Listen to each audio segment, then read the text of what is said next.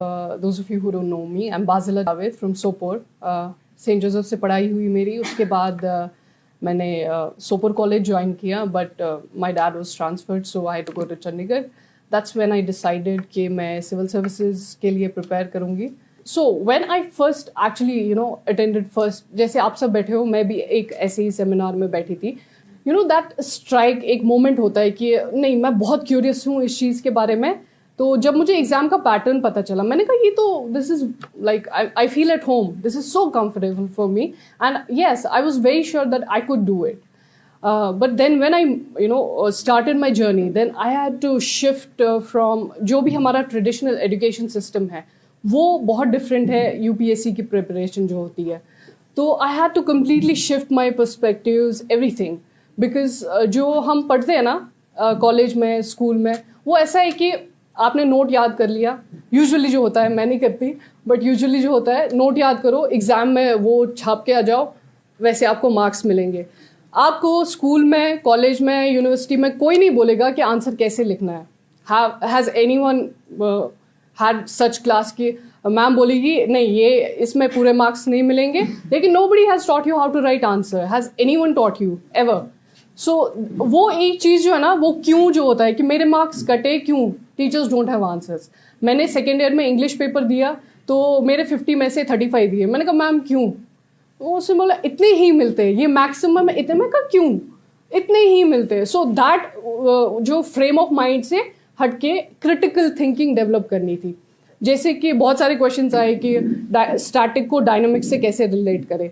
तो जब आप पूरा गो थ्रू करते हो ना, सिलेबस ही इतना ज़्यादा है कि आप फेमिलियराइज नहीं हो सकते इतनी आसानी जल्दी, बहुत टाइम लगता है. जैसे कि जब तक आप पूरा अब्जॉर्ब नहीं हो जाते ना कि मुझे ये करना है, तब तक आपको सिलेबस का बिल्कुल भी आइडिया, आपको ये भी नहीं पता है कि मेंस कैसे करना है. जब मेरे मेंस का ये आया था, जब मैंने प्रीलिम्स दिया, तब मुझे मेंस का स्ट्रैटेजी पता चला कि अच्छा इतने पेपर्स में ये अलग अलग, जैसे वो तो पता ही है कितने पेपर्स है कैसे है, बट जैसे कि स्केड्यूल क्या होता है, कैसे देना है पेपर, वो ये सब वो उसके बाद ही पता चलता है. Because these things are very different from our college and ये स्कूल लाइफ.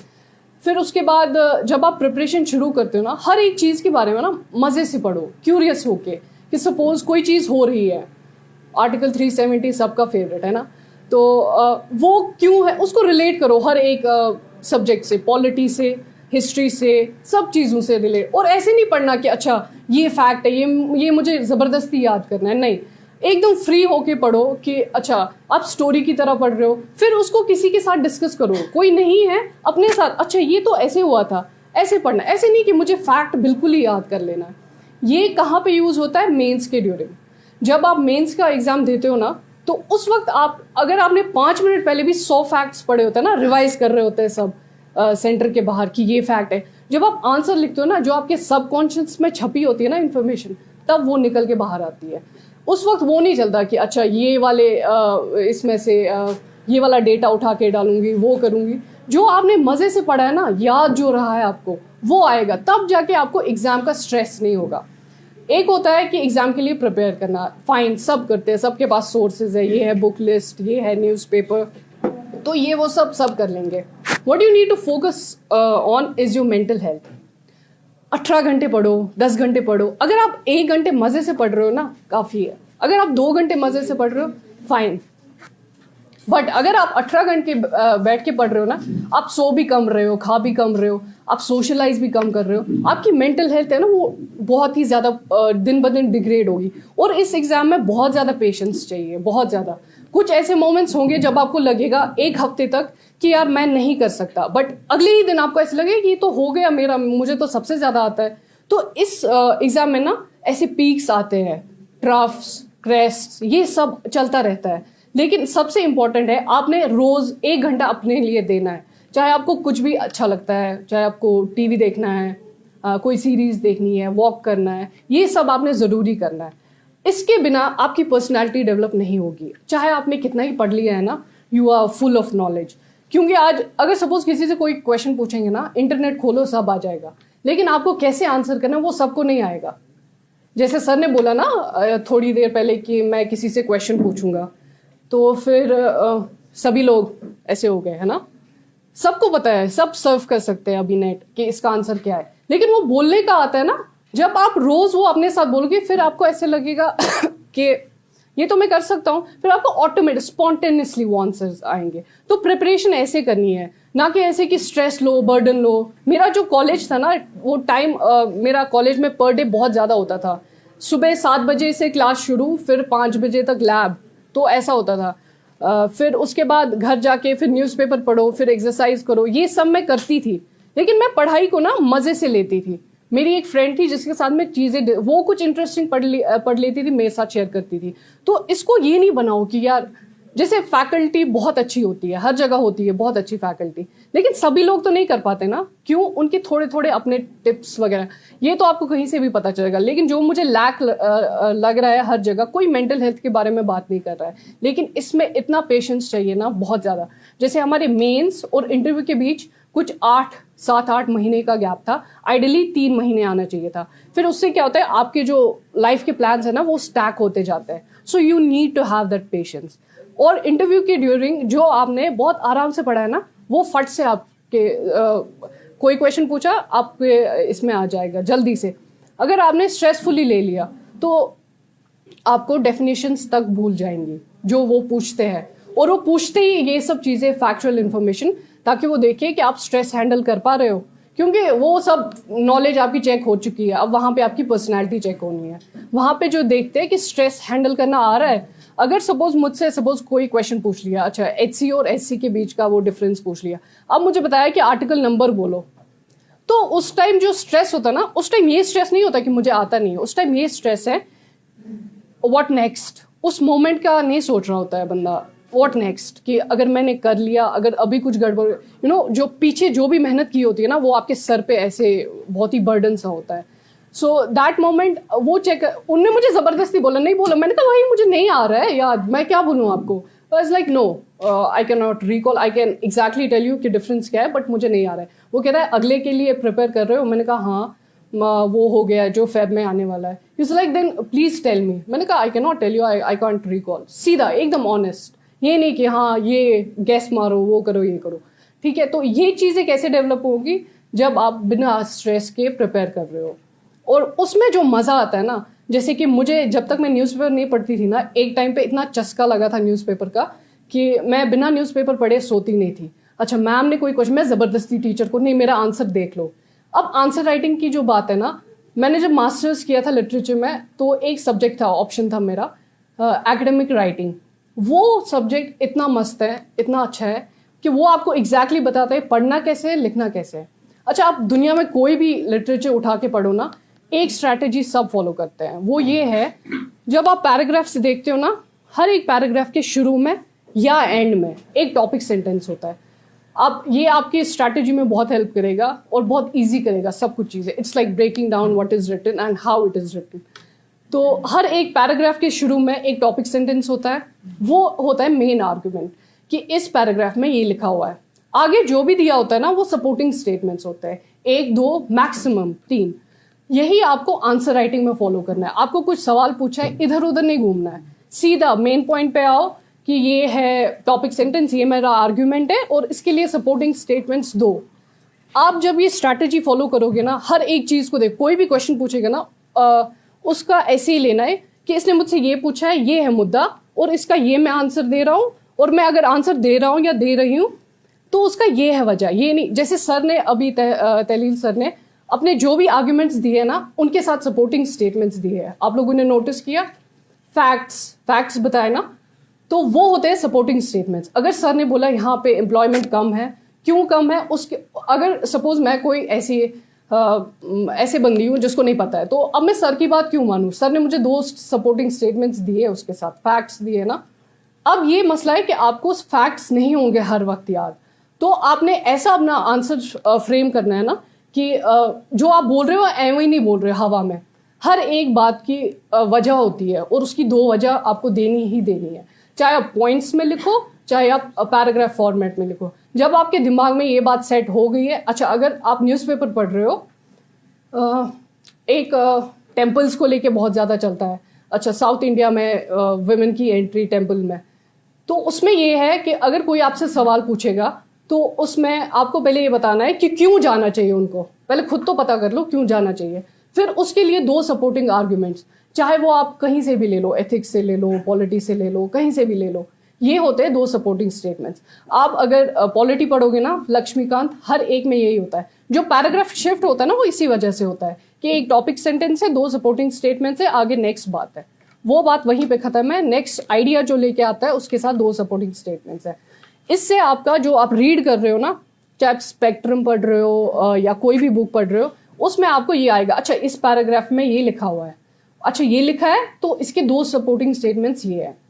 नेक्स्ट आपने जो नोट्स बनाने हैं ना पॉलिटी के, मैंने पर्सनली पूरी बुक के 20 A4 शीट होता है ना साइज, जिसमें लाइंस नहीं है, उसमें अपनी जो शॉर्ट हैंड है ना उसमें नोट्स बनाने, एकदम छोटे छोटे नोट्स। ऐसा नहीं कि कोई आपने कभी MCQ सॉल्व कर लिया तो फिर आपको रेफर बैक करना है, फिर आप पूरी लक्ष्मीकांत में वो कैसे ढूंढोगे, तो आप अपने नोट्स को रेफर करना। और अपने नोट्स का सबसे बड़ा फायदा ये डर नहीं लगता है, ये तो मैं हूँ, ये तो मैंने लिखा है, तो मुझे आता है, ये मैंने पढ़ा हुआ है, तो उससे वो कॉन्फिडेंस डेवलप होता है।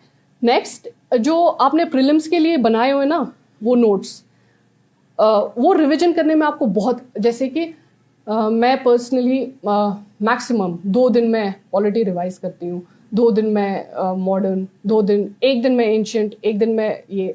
तो अगर ऐसे आ जाए ना 10 दिन पहले, तो मैं 10 दिन पहले सारा अपना रिवाइज कर सकती हूँ। लेकिन ये करने के लिए आपको क्रिटिकली पढ़ना है पहले, ऐसे नहीं कि हर एक लाइन इंपॉर्टेंट लगी तो पूरी हाईलाइट कर दी। जब आप, अच्छा लक्ष्मीकांत में ऐसी बात है, आप जितनी भी बार लक्ष्मीकांत पढ़ते हो ना उसमें से कोई नई इन्फॉर्मेशन निकल के आती है। आप 20 बार पढ़ो, 50 बार पढ़ो, इतना मजा आता है ना वो बुक पढ़ने में, बार बार पढ़ो, उसमें मजा आ जाता है और आपको ना याद हो जाता है, छप जाता है। अच्छा ये जो आपके दिमाग में जैसे नोट्स अपने बनाए ना, तो उनकी पिक्चर एक आती है, जब आप आंसर लिख रहे होते हो या MCQ सॉल्व कर रहे हो, उनकी एक पिक्चर आती है, वो पिक्चर डेवलप करना बहुत इंपॉर्टेंट है, उससे आपके डाउट्स बहुत ज्यादा। अच्छा फिर वो कैंसिलेशन, वो तो स्कीम ही हो गई, फ्लॉप हो गई है वो। तो इसके लिए आपको अपने जो नोट्स है ना वो सबसे ज्यादा यूजफुल है, एक बुक 1000 बार पढ़ो। अच्छा ऑनलाइन सोर्सेज की वजह से जो कंफ्यूजन क्रिएट हुआ है, अब जब मैंने स्टार्ट किया था तब बहुत कम था, लेकिन अभी जो हुआ है ना, अच्छा एक मैगजीन पढ़ ली, इसमें से तो ये एक पॉइंट मिसिंग है, वो तो उस मैगजीन में नॉट एन इशू, आप स्किप कर सकते हो, जरूरी नहीं आप हर एक चीज। कॉस्ट बेनिफिट देखो, अगर आप 1 घंटा लगा रहे हो ना कोई एक इशू को पढ़ने के लिए, लेकिन उसका कॉस्ट बेनिफिट 0 है, जैसे आप फैक्ट्स ही याद करने लगे, इतने कार्बन एमिशन होने चाहिए, फिर कोल की रिडक्शन इतना होना चाहिए, वो इतना होना चाहिए। आप ये देखो कि मैं अगर ये पढ़ रहा हूँ, एक साल के डिफरेंस के बाद मुझे एग्जाम देना है, क्या उस टाइम पे मुझे एग्जैक्टली याद आएगा मैं इस पे 2 घंटे स्पेंड कर रहा हूँ? तो इस तरह कॉस्ट बेनिफिट देखो चीजों का। अगर आप किसी में स्ट्रांग हो, किसी पोर्शन में, सपोज अपने ऑप्शनल में, ऑप्शनल की बात अभी मैं करूंगी थोड़ी देर में, तो अगर आप उस पे वो स्ट्रांग, मजा आ रहा है पढ़ने में, ठीक है, उस पे फोकस, अपनी जो पॉजिटिव पॉइंट्स है ना उनको और पॉजिटिव बनाओ, उससे ना एक स्ट्रेंथ आती है, अब एक कॉन्फिडेंस आता है। जैसे इकोनॉमी मेरे सब्जेक्ट से बहुत ही हटके है, लेकिन उसमें एक बहुत फैंसी टर्म्स यूज होती है, ये है वो, फिर जब पता चलता है अच्छा ये है, इनको इसने ऐसे बोला हुआ है, जब आप अपने साथ बातें कर करके पढ़ोगे ना बहुत मजा आएगा पढ़ने में। फिर आती है बात ऑप्शनल की, अच्छा ये स्कोरिंग है, वो स्कोरिंग, फिर तो सभी कर लेने चाहिए थे। ये सोशियोलॉजी है, चलो ये स्कोरिंग है, सभी का हो जाना चाहिए था। अच्छा ये है इंजीनियर्स का फेवरेट एंथ्रो, है ना, तो सभी को सब एंथ्रो में ही कर लेने चाहिए थे। ऐसा नहीं होता, जो आप कंफर्टेबल हो ना, जैसे मैंने BSc पढ़ी हुई थी, फिर उसके बाद मैंने इंग्लिश लिटरेचर चूज किया, क्यों किया? जब आप मैंने सभी सब्जेक्ट्स का ये सिलेबस देखा हुआ है मेंस का, जैसे कि ज़ूलॉजी, बॉटनी, केमिस्ट्री, जो भी मेरे सब्जेक्ट्स थे, जो मुझे टीचर्स हाईली रेकमेंड करते थे कि तुम ज़ूलॉजी आगे कर सकती हो, इसमें बॉटनी में भी कर सकती हो। मैंने एक दिन बैठ के सब सिलेबस देखा, मैंने कहा क्या मैं कंफर्टेबल हूँ? जैसे कि सिलेबस देखते हैं ना तो कोई टर्म आ जाती है ना, डर सा लग जाता है अंदर से, ओह ये तो पता ही नहीं है, ये तो पता ही नहीं है। अच्छा फिर मैंने इंग्लिश देखा, इंग्लिश का, लिटरेचर का, मैं कहा this is home, I feel like home, कोई स्ट्रेस नहीं, कुछ नहीं। जब आपका ऑप्शनली आपका फ्रेंड है ना, फिर बाकी सब हो जाएगा हैंडल। GS आपका सबसे ज्यादा स्ट्रांग पता है कैसे हो सकता है? जब आप बिना टेंशन के पढ़ो। GS में मेरे जैसे मैं प्रीलिम्स करती हूँ ना, उसमें मेरे जीएस के जो जनरल स्टडीज है ना वो सबसे ज़्यादा आते हैं, सबसे ज़्यादा वही आते हैं मेरे। वही इन्वायरमेंट तो अब बहुत आ गया है, तो वो तो मेरा सब्जेक्ट ही है, डोमेन, तो उसमें मेरा हो जाता है। जीएस में बहुत ही ज़्यादा। अच्छा, सी सैट से पर्सनली मुझे बहुत फोबिया था, यूपीएससी वाले से, तो उस वजह से आपको अपने फोबियाज को भी फेस करना है। जैसे मैथमेटिक्स मेरा बचपन से फोबिया था, बट नेवरदलेस आपको ये करना है, जो भी आपके फोबियाज है ना, आप बैठो। अच्छा, सी सैट की प्रिपरेशन लास्ट महीने में सब करते हैं मैक्सिमम सॉरी, जिसको मेरी तरह फोबिया ना, वो पहले दिन से शुरू करते हैं। जब आपको टाइम मैनेजमेंट आ जाएगा ना, मेंस ऑटोमेटिकली हो जाएगा, और C SAT is a step towards that. If you want to manage your time, अच्छा आप कोशिश करो कि आपकी राइटिंग कैसे सुधरेगी। मैंने रफ नोटबुक ले ली थी, A4 शीट है ना, वो एकदम ब्लैंक वाला, ताकि आपको आगे यूज हो। जब आप लिखते हो ना मेंस के आंसर, तो वो ब्लैंक शीट पे होता है, तो उस पर वैसे लिखना है, क्योंकि आपकी प्रैक्टिस हो गई है। फिर ऐसे नहीं कि एक लाइन यहाँ से शुरू यहाँ पे खत्म, फिर वो स्ट्रेट ही आ जाएगी, सारी स्ट्रेट आ जाएगी। तो ये जो आप डेली लाइफ में करते हो ना, हैबिट्स इनकलकेट, वो आपको at the end of the day बहुत ही ज़्यादा बेनिफिशियल प्रूव होता है। तो सब अपना ऑप्शनल सब्जेक्ट ऐसे चूज करना जिसको सोच के आपको डर ना लगे। अगर थोड़ा सा भी कोई, जैसे 50% आ रहा है सिलेबस, 50 नहीं आ रहा है, तो उस 50 पे वर्क करना है। ऐसा नहीं कि सभी कुछ ऑटोमेटिकली आ जाएगा। यू हैव कंसिस्टेंसी सबसे इंपॉर्टेंट चीज़ है। जो ये एक दिन 18 घंटे पढ़ता है ना, फिर इसका कम कम कम होके ना तीसरे हफ्ते या तीसरे महीने ही खत्म हो जाता है। तो आपको लॉन्ग टर्म सोचना है कि मुझे ये रोज करना है, मैं ऐसे करूं कि मैं बोर ना हूं, मैं इरिटेट ना हूं। ठीक है, डेडिकेशन, कंसिस्टेंसी तो चाहिए ही चाहिए। बाकी स्ट्रेस फ्री रहना है, 1 घंटा अपने आप को देना है, जरूरी देना है। और ऑप्शनल ऐसे चूज करना है कि जब आप उसके बारे में सोचो, कि जब आप ऑप्शनल चूज करते हो ना, तब ये सोचो मैं बैठा हूँ उधर, मैं उधर बैठी हूँ और मैं लिख रही हूँ पेपर, क्या मुझे आएगा। अच्छा, मेरा ज़ूलॉजी बहुत स्ट्रांग था, लेकिन फिर जब मैंने देखा यार इसमें तो टर्म्स थोड़ी बहुत मिक्स हो रही है, जब मैं सोच रही हूँ ना तो टर्म्स मिक्स हो रही है, और वहाँ पे मेंस में इतना टाइम नहीं है कि आप ये रिकैलकुलेट करो कि भाई क्या है, कौन सी टर्म कैसी है। तो उस हिसाब से अपने ऑप्शनल चूज करो। दुनिया जो भी बोल रही है, चाहे ये सब सोशो में जा रहे हैं, एंथ्रो में जाए, मुझे अपना इंग्लिश लिटरेचर का वो सफ़र है ना, वो खुद ही शुरू करना था।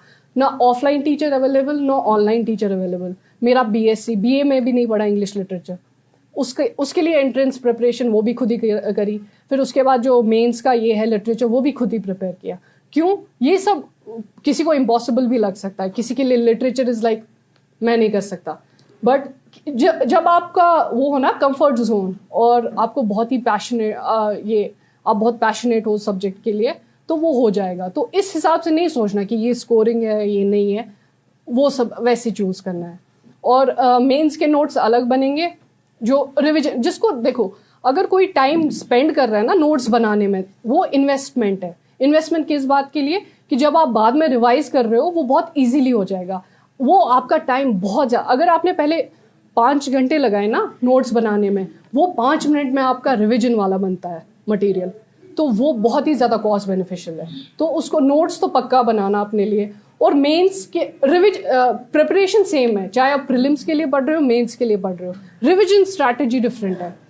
प्रीलिम्स में किस चीज़ पे फोकस करना है और मेंस में किस चीज़ पे फोकस करना है। वहाँ पे इतने इजी जब सवाल पढ़ते हो ना, कुछ सवाल इतने इजी लगते हैं, कुछ ऐसे लगते हैं कि ये तो मैंने कभी नहीं देखा। जैसे आयरन डोम वाला, उसके बारे में एक चीज़ आपको पता थी, ये 2021 में एक क्वेश्चन आया था आयरन डोम के बारे में, फिर बंदा कितना लिखे। तो कुछ ऐसे भी सवाल होते हैं, कुछ ऐसे सवाल होते हैं जो सबको ही आ जाते हैं।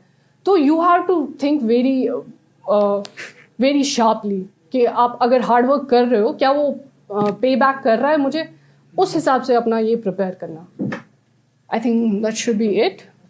बड़ा ही क्लियर हो गया, सब कुछ हो गया। Alright, thank you.